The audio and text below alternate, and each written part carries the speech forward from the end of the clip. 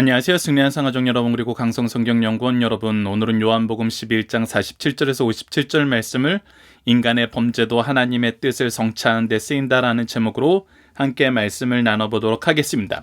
자, 사람들은 예수님이 나사로를 살리신 사건을 경험한 다음에 믿는 사람이 있었지만, 한편 어떤 사람도 있었냐면 예수님에 대해서 나쁜 감정을 가지고 예수님을 저지하려는 사람들도 있었습니다. 그리고 이 나사로를 살리신 사건 때문에 많은 사람들이 예수님을 믿게 되자 자기의 뜻과 자기의 생각 안에서 이제 예수님을 막으려는 이 시도가 실패할 거라고 생각하면서 위기감을 느끼는 사람들이 있었습니다. 그들이 바로 대제사장들과 바리새인들이었습니다. 자, 이제 대제사장과 바리새인들이 예수님이 메시아이심을 나타난 이 놀라운 역사 앞에 어떤 행동을 하는지 한번 같이 살펴보도록 하겠습니다. 47절입니다. 이에 대제사장들과 바리새인들이 공회에 모이고 이르되 이 사람이 많은 표적을 행하니 우리가 어떠하겠느냐라고 얘기합니다. 자, 여기서 이제 우리가 원래 모습을 한번 찾아볼 수 있어야 됩니다. 대제사장들과 바리새인들은 무엇을 위해서 세워진 사람입니까? 대제사장들은 우리가 이미 출애굽기 말씀을 통해서 확인했던 것처럼 예수님이 오실 때 우리의 죄를 대속하기 위해서 오심을 가르쳐주고 하나님의 계획이 무엇인지 가르쳐주는 사람들이었습니다. 바리새인들 또한 어떤 사람들이었습니까? 말씀을 연구하여 말씀의 본뜻을 사람들에게 전하는 사람들이었습니다. 그 말씀의 핵심은 누구냐면 하나님이 보내실 메시아였습니다. 하나님이 우리를 구원하실 구원의 역사였습니다. 구속사였습니다. 그리고 예수님이 보여줬던 표적은 무엇이냐면 바로 이 구속을 이루시는 분이 예수님이심을, 즉 하나님께서 보내신 분이 예수님이심을 보여주는 표적들이었습니다. 그래서 지금 대제사장들과 바리새인들은 이 표적을 보고 무엇을 해야 하는 사람이었냐면 이 분이 바로 메시아이고 이 분을 통해서 하나님의 뜻이, 하나님의 은혜의 역사가, 사랑의 역사가, 구원의 역사가, 승리의 역사가 이루어진다고 선언해야 될 사람들이었습니다. 근데 이것을 보고 어떻게 합니까? 우리가 어떠하겠느냐라고 얘기해요. 무엇을 해야 되는지 분명히 정해져 있는 그것을 우리가 어떠하겠느냐라고 생각을 한다는 것입니다. 그것은 무엇입니까? 반대되는 방향으로 가고 싶다는 것입니다. 자기네들의 사명과 하나님이 주신 직분을 망각하는 반대 방향으로 가고 싶다는 것입니다. 그것에 대한 더 구체적인 설명이 바로 48절입니다. 만일 그를 이대로 두면 모든 사람이 그를 믿을 것이요. 자, 다시 한번 강조하지만 대제사장과 바리새인들이 해야 되는 일은 바로 하나님이 보내신 분이라는 표적을 봤을 때 이분이 하나님의 보내심을 받은 사람이고 그 분을 믿어야 된다고 가르쳐야 되는 입장에 있는 사람들이, 가르쳐야 되는 직분을 받은 사람들이, 이 일을 위해서 부르심을 받고 먼저 은혜를 받고 훈련받은 사람들이 무엇을 싫어하냐면 예수를 믿는 것을 싫어하는 것입니다. 그리고 뭐라고 얘기합니까? 뭐라고 얘기해요? 그들이 이 예수님을 믿는 것을 막는 이유가 뭐라고 얘기해요? 그리고 로마인들이 와서 우리 땅과 민족을 빼앗아 가리라 라고 얘기합니다. 자, 이것은 무슨 뜻입니까? 하나님의 역사가 있어요. 하나님의 은혜가 있어요. 하나님의 계획이 있어요. 하나님의 약속이 있어요. 그런데 그들에게는 지금 그것이 중요한 것이 아닙니다. 그것은 이미 과거의 일이 돼버렸고 지금은 유효하지 않다라고 생각하는 것입니다. 그들은 지금 누가 더 중요하냐면 로마인들이 더 중요합니다. 하나님의 약속과 하나님의 역사가 중요한 것이 아니라 지금 현재 우리가 놓여있는 환경이 중요한 것입니다. 그리고 이 환경은 하나님이 어찌할 수 없는 것으로 보는 것입니다. 하나님의 약속으로는 해결되지 않는 것으로 보는 것입니다. 그리고 그들이 내려놓은 결론은 무엇이냐면 하나님의 약속하신 하나님의 뜻이 성취되면 무엇이 이루어질 것이다? 우리 땅과 우리 민족을 잃어버리게 될 것이다. 사실 이러한 예가 예수님이 오셨던 시대에만 있었던 거 아닙니다. 사실 현대에도 많이 일어나고 있죠. 우리가 하나님을 믿는다 그러고 하나님의 능력을 믿는다 그러고 하나님의 은혜를 믿는다 그러고 하나님의 사랑을 바라본다고 얘기하면서도 우리는 하나님보다 강하고 하나님보다 중요한 것이 너무나 많습니다. 그래서 하나님의 뜻이 명확하게 드러날 때조차도 우리는 그것으로 가지 못하는 경우가 많습니다. 그런데 이것은 본질적으로 무엇을 가르쳐 주냐면 하나님을 신뢰하지 않는다는 것을 가르쳐 줍니다. 하나님의 언약을 의지하지 않고 있다는 걸 얘기해 주고 있어요. 나는 하나님을 믿습니다. 하나님의 뜻을 기다립니다. 하나님의 역사를 바라봅니다. 하지만 사실 하나님을 바라보지 않은 거예요. 하나님의 역사를 바라보지 않는 거예요. 이 시대와 이 세대의 흐름 중에 대세를 따라가기를 원하는 거예요. 그것이 비록 하나님의 뜻에 반대되더라도. 이것은 우리도 눈 깜짝할 사이에 이리로 빨려 들어갈 수 있을 만큼 굉장히 강력한 것입니다. 그런데 성경 말씀이 우리에게 은혜를 주는 것은 무엇이냐면 바로 이런 환경 안에서 하나님이 어떻게 역사하시냐는 것입니다. 그것이 바로 49절부터 나오는 요한의 설명입니다. 49절과 50절 말씀에 대한 바로 사도 요한의 설명이 51절, 52절에 이어지는데 이것이 너무나 놀라운 말씀입니다. 자, 봅시다. 그래서 이들은 지금 현재 자기네들이 처해 있는 상황과 하나님의 언약의 역사 안에서 지금 현재의 상황을 더 중요하게 여깁니다. 그리고 이 더 중요하게 여기는 것을 내가 따라가야 되는데 내가 대제사장 된 사람으로서 바리새인으로서 현대적으로 얘기하면 내가 교회 리더로서 차마 하나님의 역사를 거역하는 결정을 할 수가 없는 거예요. 명분이 없는 거예요. 교회 리더가 왜 그래? 교회 다닌다면서 왜 그래? 라고 회개했을 때 그 해의 대제사장인 가야바가 그 명분을 찾아줍니다. 자기네들이 원하는 것을 할 수 있을 그 일의 이유를 찾아줘요. 49절 봅시다. 그 중 한 사람, 그 해의 대제사장인 가야바가 그들에게 말하되 너희가 아무것도 알지 못하는도다.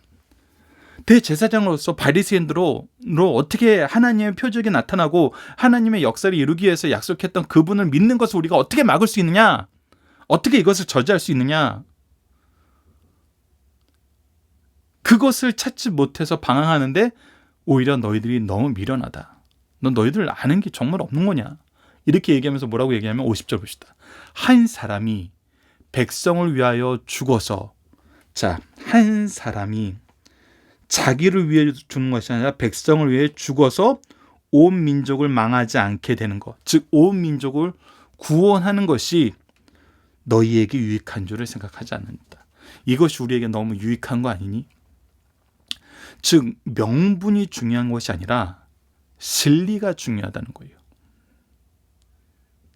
최대 다수의 최대 행복, 우리가 100%를 만족시키지 못하더라도 다수를 만족시킬 수 있는 방향으로 가는데 이 다수가 단 한 사람을 제외한 모든 다수라는 거예요. 단 한 사람을 제외한 모든 다수. 자, 근데 우리가 이것을 찬찬히 뜯어보면은 이 사람들이 얘기하는 세상적인 프레임으로 하면은 지금 많은 사람들이 예수님을 정치적인 메시아로 이제 모시고 싶어 해요. 그러면은 이 사람들이 보는 정치적인 관점에서도 한 사람을 제외한 모든 사람의 행복이라는 거에서는 이들의 주장이 틀려요. 그렇죠. 이들은 그냥 로마인들이 정해놓은 이 체제 안에서 자기네들의 기득권을 유지하고 싶어 하는 건데 이들은 자기네들의 기득권을 유지한다는 얘기를 하지 않고 로마인과 유대인이라는 이 이분적인 관점으로 자기의 영역을 확장시켜 놓고 로마인에게 멸망받는 모든 유대인을 자기네들이 위한다고 생각하면서 이 논리를 짠 건데 사실 이 논리 안에 많은 허점이 있죠. 그들의 욕심이 투영된 논리죠. 한 사람이 죽어서 모든 사람을 만족시킨다는 것은 이들이 생각하는 주장이지, 실제 예수님의 12제자들도 있었고, 우리가 이제 앞서 보게 되는 호산나 찬양하면서 예수님을 맞이하는 모든 사람들도 있었어요. 그리고 나사로가 살아나는 것을 보고 믿게 된 사람들도 있었어요. 근데 이 사람들을 배제하고 예수님을 한 명 죽이는 것이 이 모든 사람들도 행복하게 할 거라는 이 논리는 사실 잘못된 논리예요. 그러니까 이들은 자기가 이스라엘 전체라고 생각을 하는 거예요. 가끔 우리가 어떤 중요한 나라의 결정을 할 때 이런 생각을 하는 사람들을 가끔 보죠. 내가 나라고 우리 집단이 나라다. 그래서 우리 집단을 위하는 것이 모든 나라를 위한 것이다. 나머지는 사람들이 미련해서 우리를 잘 못 따라온다. 이렇게 생각할 수 있어요. 근데 여러분, 왜 이 얘기를 길게 하냐면 50절 말씀은 정치적으로 보나 어떤 사회적으로 보나 어떤 이성적으로 보나 이 주장은 틀린 거예요. 이 주장은 틀린 거예요. 이 주장을 사람들이 많이 있는 광장에서 했더라면 이거는 분명히 탄핵당할 주장이에요. 세상적으로 옳지 않은 주장이에요. 그런데 이 말씀이, 이 주장이 어떤 의미가 있는지 설명해주는 51절과 52절을 통해서 우리가 여기서 새로운 지혜를 얻을 수 있습니다. 탄핵당에 마땅한 이 주장, 사람들이 받아들일 수 없는 이 주장, 자기네들의 이론을 정말 극한으로 확대해서 자기네들에게 이익을 위해서 만드는 이 주장이 어떤 의미냐면 51절, 이 말을 스스로 함이 아니요 그 해의 대제사장이므로 예수께서 그 민족을 위하시고 또 그 민족을 위할 뿐 아니라 흩어진 하나님의 자녀를 모아 하나 되게 하기 위해서 죽으실 것. 이것이 뭐예요? 하나님의 뜻. 하나님의 뜻을 성취하실 거라는 것을 가르쳐 주기 위해서 누구의 입술을 통해서 선언하게 하셨다? 대제사장의 입술을 통해서 선언하게 하셨다. 즉 이거는 무엇이냐면 사람들이 극한의 논리, 정말 편향된 논리를 펼치더라도, 그리고 그것을 그들이 밀어붙여서 성취한다 하더라도 그들은 그것을 자기네들의 승리로 알지만 결국은 무엇이 이루어지는 거였냐면 하나님의 뜻이 이루어지는 쪽으로만 갈 수밖에 없다는 거예요.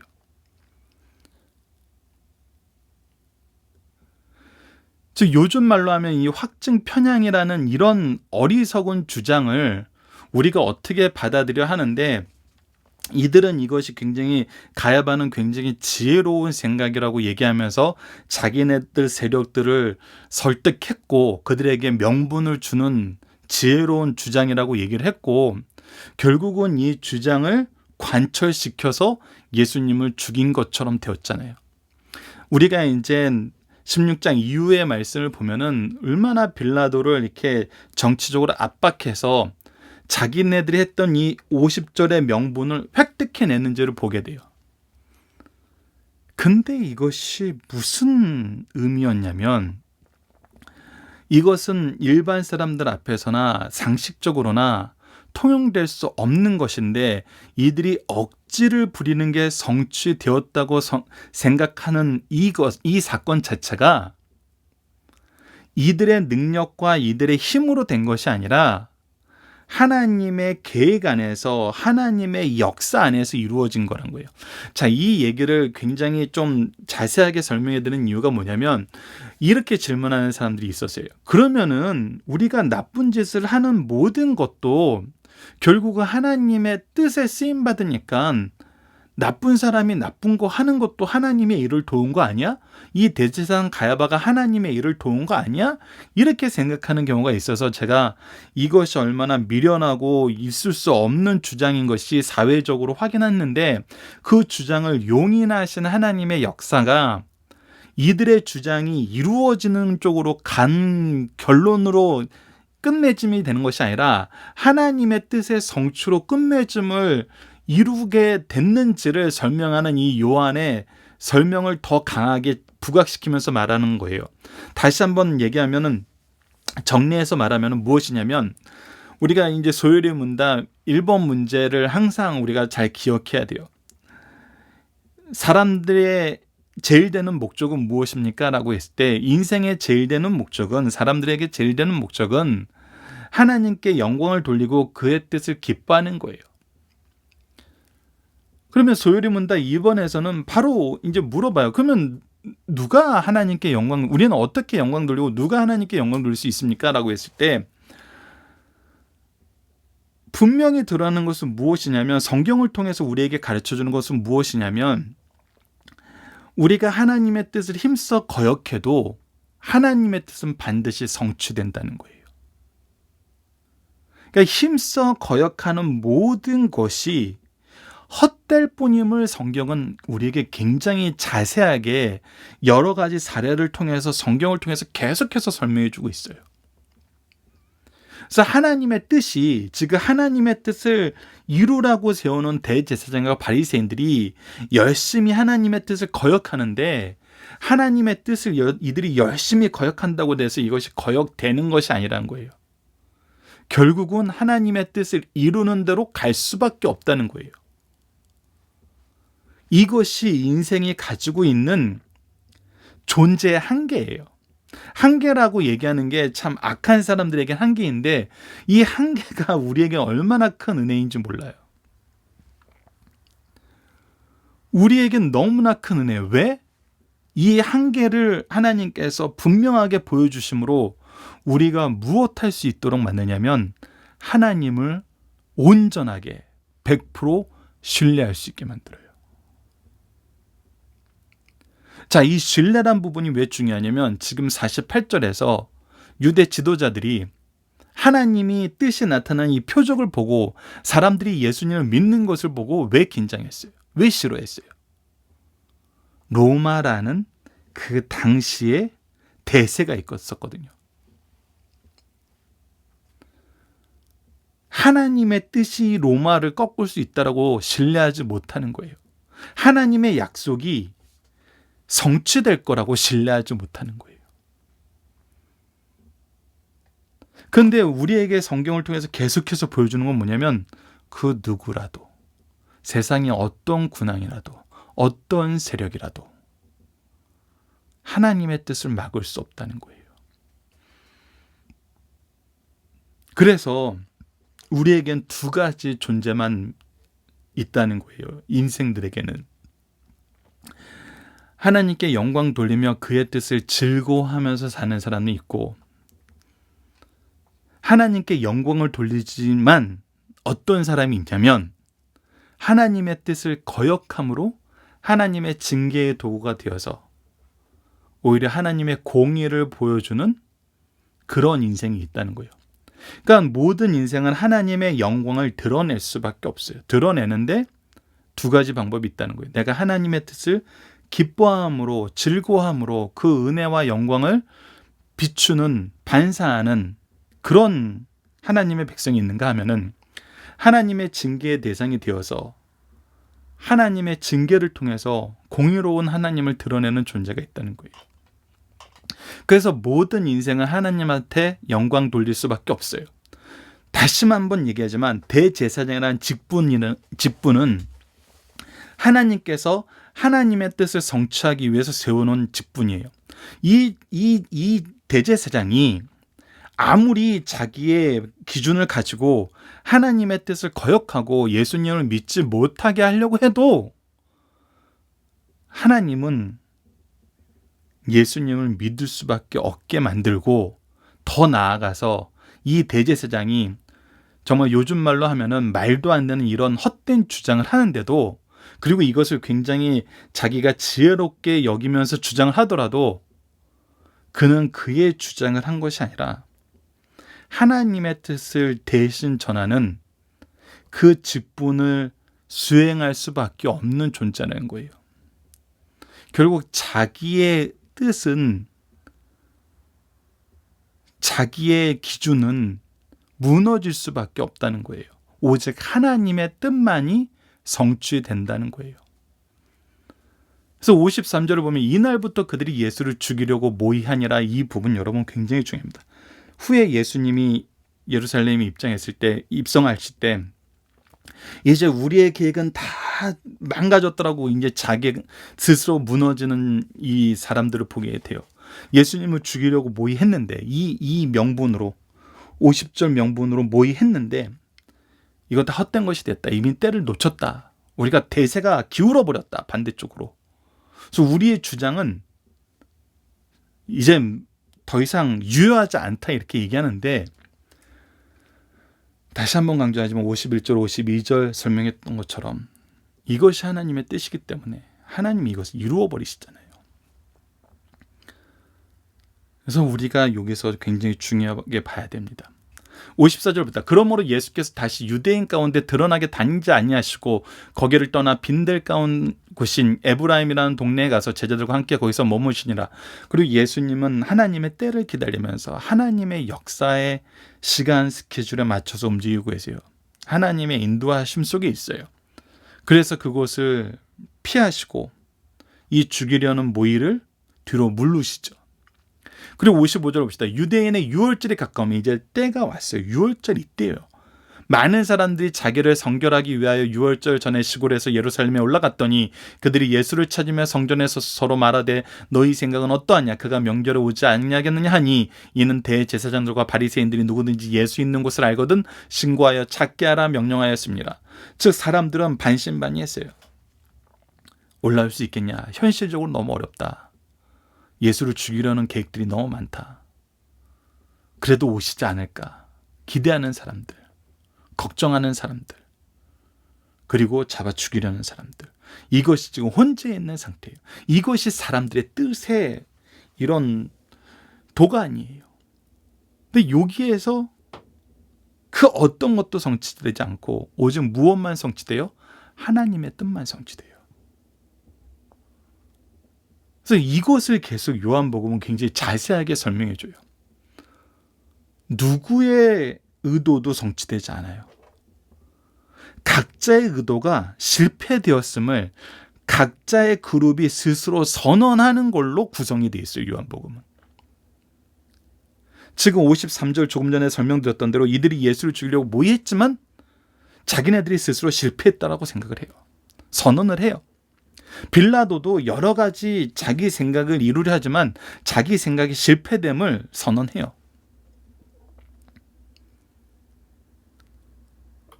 그런데 나중에 결과를 보면은 각자의 그룹이 조금씩 만족을 해요. 특히 악한 그룹은 만족을 해요. 이 예수님을 왕 삼으려는 그룹도 실패를 했어요. 근데 무엇만 남았냐면 하나님의 계획만 성취됐어요. 그 하나님의 계획이 성취된 걸 볼 수 있는 것은 바로 하나님께서 예수님에게 주셨던 하나님의 양들이었어요. 그리고 그들을 통해서 이 놀라운 부활의 승리가 선언되고 이 선언이 지금 우리에게까지 연결된 거거든요. 계승된 거거든요. 다시 한번 얘기하지만 무엇만 이루어졌냐면 52절, 51절, 52절 말씀, 즉 하나님의 뜻만 이루어진 것을 성경은, 우리 기독교의 역사는 계속 증명해주고 있다는 것입니다. 자, 본문 묵상하기를 통해서 간단하게 다시 봅시다. 공회인들은 걱정하는 것, 바라는 것은 무엇이었습니까? 그들이 걱정하는 것은 로마를 앞세운 자기네들 이익이 사실 더 많았죠. 그리고 걱정하는 것은 뭐냐면 하나님의 표적이 나타나고 이 표적을 이룬 예수를 믿는 것을 오히려 걱정했어요. 그럼 무엇을 걱정하냐면 하나님의 뜻이 이루어지는 걸 걱정한 거예요. 그러니까 반대로 이들이 바라는 건 뭐였어요? 하나님의 뜻을 막는 거였어요. 여러분, 우리가 이거 정말 잘 구분해야 됩니다. 내가 바라는 것이 아버지의 뜻이 하늘에서와 같이 땅에서도 이루어지길 바라는 것인지, 아니면은 막는 것인지.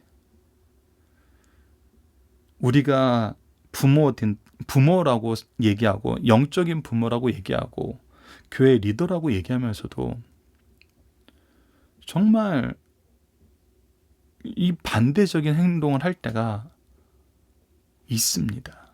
굉장히 주의해야 됩니다. 대제사장 가야바는 어떤 논리로 예수님을 죽이려고 합니까? 자기네들의 확증 편향을 확장시켜서 이 한 사람만 죽이면 우리 모두가 승리하는 거다, 모두가 사는 것이다 라고 얘기해요. 근데 하나님은 왜 가야바를 통해서 무엇을 선언하십니까? 근데 이것은 자기가 굉장히 지혜롭다라고 여기고 선언한 것인데, 그리고 자기네들의 계획이라고 얘기하는데, 우리가 뒤에서 확인할 것은 무엇이냐면 이들이 계획했던 그 계획은 다 이미 실패됐다는 걸 이들 스스로 입술로 고백해요. 근데 이것이 하나님의 뜻인 거로 하나님의 뜻으로서 성취됨을 우리에게 보여줘요. 그리고 그가 대제사장이므로 하나님의 뜻을 선언할 수밖에 없는 사람임을, 그런 존재임을 하나님은 다시 한번 가르쳐줘요. 이것은 우리에게 무엇을 보여주는 거냐면 오직 하나님의 뜻만 성취된다는 거예요. 하나님의 뜻만 성취된다는 것입니다. 네 번째, 예수님은 왜 드러내지 않고 에브라임으로 가셨나요? 이들이 죽이려고 모의하는 이것을 하나님의 때에 맞춰서 실행시키시는 거예요. 사람들은 왜 예수님이 유월절에 올지 말지에 대해서 논의했나요? 이들이 이미 잡으려고 명령을 내렸고, 앞서 우리가 구정에서 확인한 것처럼 출교하려고 명령을 내렸어요. 굉장히 정말 살벌한 분위기예요. 사람들도 확신을 가지지 못하는 거예요. 자, 본문의 중심사상을 봅시다. 나사로의 부활을 통해 놀라운 반응이 일어났으니 많은 사람이 그 사건을 통해서 예수님께서 하나님이 보내신 메시아이시며 생명의 주가 되심을 믿게 되었습니다. 그러나 기쁨과는 반대로 슬픈 일이 일어났어요. 이 놀라운 기적을 보고 예수를 죽이기로 유대 공식기구인 사내들인 고기가 결의하고 만 것이에요. 살아있는 나무에 물을 주면 생생하게 자라지만 죽은 나무에 물을 주면 더욱 썩은 같이 죽은 자들은 나사로가 살아나자 악을 행하여 예수를 죽이려고 했어요. 이것이 타락한 인간의 모습이라는 것입니다.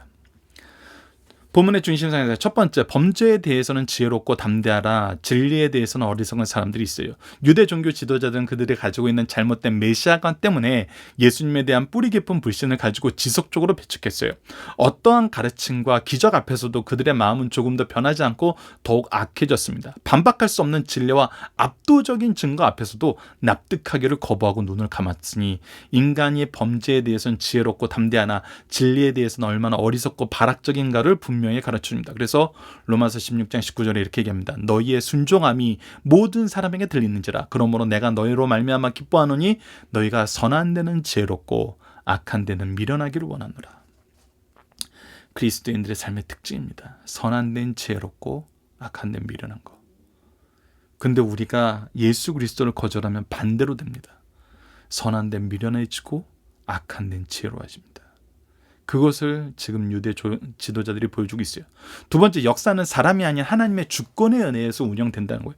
이것이 너무나 중요합니다. 이것을 우리가 계속 확인하고 있는데 우리는 너무 자주 까먹는 것 같아요. 예수님 처형 시 대제사장 가야바는 분명히 죄 가운데 예수 처형을 주장했지만 그의 악한 계획도 하나님의 섭리를 성취하는 일이 되어버렸어요. 역사는 인간의 손에 있지 않고 하나님의 주권에 의해 운영된다는 것을 가르쳐줍니다. 세상 군왕들이 나서며 민족들이 허사를 경험하여도 하늘에 계신 자가 웃으시며 역사를 주관하신다는 시편 2편 말씀을 그들에 보여줘요. 우리가 시편 2편 1절에서 4절 말씀을 함께 봅시다. 어찌하여 이방 나라가 분노하며 민족들이 헛된 일을 꾸미는가. 세상의 군왕들이 나서며 관원들이 서럽게 하여 여호와와 그의 기름 부음 받은 자를 대적하며 우리가 그들을 맨 것을 끊고 그의 결박을 벗어버린 자 하는도다라고 합니다. 즉 하나님의 뜻을 거역하고 하나님이 보내신 하나님의 아들을 우리가 대적하는 것은 헛된 것이라는 걸 가르쳐줘요.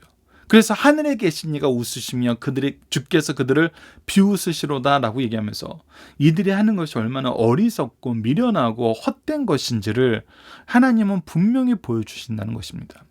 우리가 이제 이 이후에 요한복음 말씀을 통해서 이것을 너무나 정말 깊이 있게 확인하게 됩니다. 세 번째, 참된 애국 애족이란 나라와 민족을 하나님 앞에 바로 세우는 것입니다. 성도들의 애국 애족은 당연한 사상과 행동이 앞장서 모범을 보일 일입니다. 그러나 인간 중심의 정치적 사상적 애국은 나라와 민족의 장래를 더욱 위기에 처하게 하는 결과를 가져옵니다.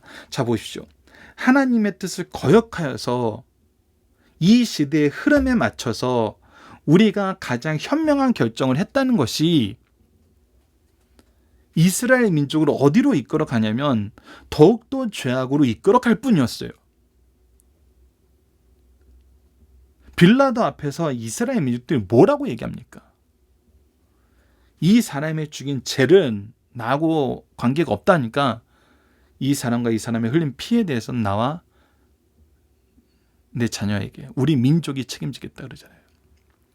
오히려 죄를 더 가속화시키는 그런 일을 했어요. 그래서 우리가 정말 애국하는 일은 하나님의 뜻을 이루는 것입니다. 하나님 앞에 바로 세우는 거예요. 예수님 당시 가야바를 중심으로 사내들인 회원들의 애족은 가장 행복한 민족을 가장 불행한 민족으로 바꿔놓았습니다. 말씀을 떠난 애족은 비극임을 말씀을 통해서 우리에게 가르쳐주고 있습니다. 자, 본문 다짐입니다. 예수님 당시의 표적의 의미와 오늘날 기적의 의미는 무엇입니까? 자, 예수님 당시의 표적의 의미는 예수님이 구약에서 예언한 그 메시아라는 걸 증명하는 거였어요. 근데 이 모든 증명이 말씀의 완성, 신구약 성경의 완성을 통해서 우리에게 분명히 다 드러났어요.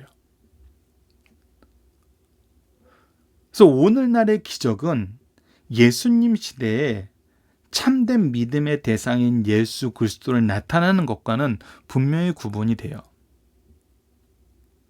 참된 예수 그리스도를 전하는 데 필요한 경우는 있어도 참된 예수 그리스도가 다른 분임을 나타내는 데는 현실의 지금 현재의 기적은 분명히 차이가 있어요. 그래서 굉장히 우리가 이제 올해 말에 사도행전을 보게 될 텐데 사도행전의 역사를 보면은 굉장히 이것이 분명하게 드러나요. 처음엔 많은 이적들이 기록돼요. 그래서 예수 그리스도를 전하는 자들이 하나님이 보내신 사람이고 이들의 증언하는 예수가 메시아이심을 드러냈는데 굉장히 많은 이적들이 나타나요. 그런데 후반으로 갈수록 어떻게 돼요? 말씀의 역사, 말씀의 역사, 말씀의 역사가 나타나요. 즉 이것은 무엇을 보여주냐면 이적의 역사보다 완성된 말씀의 역사가 우리에게 더 참된 믿음과 참된 역사의 방향을 나타내 준다는 거예요. 더 강한 능력이라는 거예요. 그 가야바의 주장에 나타난 모습은 무엇이냐면 계속하지만 이 사람이 가지고 있는 직분과 주장이 하나님의 뜻과 계속해서 반대되고 있다는 거예요. 그들은 하나님을 위해서, 민족을 위해서라고 얘기하는데 이들이 얘기하는 모순은 하나님의 뜻하고도 위배되고 이성으로도 위배되고 오히려 자기네들의 이익의 집단의 이익만 대변하고 있다는 걸 보게 돼요. 그러면서도 하나님의 뜻이라고 얘기하고 구원을 위한 것이라고 얘기하고 지혜로운 거라고 얘기하는 거예요. 세 번째, 최대 다수의 최대 행복인 공리주의는 종교 재판에서 가능합니까? 불가능합니다. 자, 최대 다수의 최대 행복을 이게 현대 사회에 너무 중요한 거는 민주주의가 사실은 이거에 기반을 한 거잖아요. 우리가 투표를 하는 것도 어떤 것입니까? 다수가 더 선호하는 것을 우리가 선택하자는 거잖아요. 근데 이것은 우리가 집단의 이성을 믿는 거예요. 집단 지성을 믿는 거예요. 그리고 우리가 왔다 갔다 하면서 정반합에 정말 어떤 중도를 찾는 거예요. 끊임없는 타협점을 찾는 것이죠. 근데 성경에서는 왜 이것이 안 된다 그러냐면 우리가 아무리 지혜로워도 하나님보다 지혜로울 수 없다는 거예요. 우리가 아무리 능력이 많아도 하나님보다 능력이 있을 수 없다는 거예요. 그러니까 우리가 많은 사람들이 요구하는 걸 원하는, 많은 사람들이 요구하는 것을 그들의 원하는 대로 들어주는 것이 아니라 하나님 뜻대로 해야 된다는 거예요. 왜? 하나님은 진리이시고 전지전능하시기 때문에. 그리고 우리에게 가장 행복한 것은 하나님과 함께하는 것이라는 것을 하나님의 말씀을 통해서 가르쳐 주시고 그의 능력으로 우리에게 보여주시기 때문에. 여러분들, 이 전후 관계를 우리가 역사에서 잘 봐야 됩니다. 하나님의 역사와 약속이 먼저였는지, 아니면 교회의 발전이 사회 안에서 여러 가지 작용 안에서 이루어져서 성경이 얘기하는 거랑 가까워지고 있는 것인지, 성경이 얘기하는 거랑 가까워지고 있다는 것은 사람들이 이루어 나가는 것이고, 하나님의 약속이 성취된다는 것은 하나님이 이루신다는 거예요. 역사를 볼 때 이 전후 관계를 우리가 정리해서 보면은 이거는 하나님이 하셨다라고 얘기할 수밖에 없는 것들이 너무나 많습니다. 성경에서 가르쳐주는 어떤 이성적인 교훈이 사람을 변화시키는 것이 아니라 하나님이 하셨다는 거예요. 하나님이 하셔서 우리가 이성적인 또 지성적인 성장을 가져오게 되는 거예요. 누구의 뜻 안에서? 하나님의 뜻 안에서. 그렇기 때문에 최대 다수의 최대 행복인 이 공리주의는 하나님을 믿는 사람들의 재판에서는 통용되지 않아요. 우리는 철저하게 하나님을 신뢰하는 사람이에요. 하지만 우리가 투표를 교회 안에서 하는 것은 전제가 있는 것이죠. 우리가 하나님의 뜻을 신뢰하여서 하나님의 뜻대로 이 일이 처리되길 원합니다. 그래서 우리의 결정의 기준이 무엇이 되냐면 하나님의 뜻이 되는 거예요. 그리고 하나님은 이것을 이끌으세요. 그래서 교회 안에서도 민주적인 절차가 있는 것이지, 그리고 어느 것이 더 성경적인지 우리가 확인해 나가는 절차로서 있는 것이지 하나님의 뜻을 바꾸는 절차는 아니에요. 이것을 우리가 잘 기억해야 됩니다. 자, 이 시대 그리스도인들의 애국애족하는 방법은 무엇입니까? 신앙적인 면과 사회적인 면에서 어떤 모범을 보여야 하며 이것이 서로 충돌될 때는 어떻게 해야 되나요? 우리가 이전에 살펴봤던 로마서 말씀을 통해서 간단하게 다시 한번 봅시다. 로마서 13장 말씀은 우리가 기독교인의 사회생활에서도 굉장히 많이 나오는데, 각 사람은 위에 있는 권세들에게 복종하라. 권세는 하나님으로부터 앉지 않으면 없나니 모든 권세는 다 하나님께서 정하신 바라. 이것은 권세에 복종하라 그러면서 이 복종의 근거를 무엇이라고 드냐면 하나님의 역사, 주권의 근거가 있다는 거예요. 하나님을 신뢰하라는 거예요. 그래서 뭐라고 했냐면 피차 사랑의 배 외에는 아무에게도 아무 빚도 지지 말라. 남을 사랑하는 자는 율법을 다 이루어낸다. 그래서 우리가 이 순종의 이유가 내가 좋아하니까, 그냥 내가 싫어해도 하나님이 순종하라 했으니까, 이것이 아니에요. 하나님의 권세 안에서 우리가 무엇을 이루는 사람이 되냐면 사랑의 역사를 이루는 사람이 된다는 거예요. 순종 안에서 사랑을 이루는 역사를 통해서 하나님이 통치하심을 나타내는 하나님의 백성으로서의 삶을 산다는 거예요. 그래서 세상은, 우리가 세상적인 관점으로 보면은 세상의 리더들이 이 세상을 이끄는 것 같지만 사실 하나님은 어떻게 역사하시냐면 하나님이 세우신 이 사랑의 빛을 갚으려는, 은혜의 통로가 되려는 하나님의 뜻을 가지고 결정하는 하나님의 백성을 통해서 일하신다는 거예요. 이것은 우리가 사도행전에서 잘 나타납니다. 유라굴로 간풍을 만난 사도 바울 앞에서 이 내용이 드러나죠. 사도 바울은 죄수로서 호송당하는 사람이었어요. 근데 하나님께서 이 배의 역사를 누구를 중심으로 이루세요? 사도 바울을 중심으로 이루시잖아요. 사도 바울의 입술을 통해서 하나님의 뜻이 선포되고, 사도 바울을 통해서 행해야 될 지혜로운 행동들을 하게 하고, 사도 바울에게 약속하셨던 그 약속의 성취로서 그들을 구원하시잖아요. 그래서 우리가 주의해야 되는 것이 뭐냐면 10절에서 사랑은 이웃에게 악을 행하지 아니하나니 그러므로 사랑은 율법의 완성이라. 그래서 우리가 권세의 순종은 결국 무엇으로 연결되냐면 악을 행하지 않는 것, 이것으로 이어진다는 것입니다.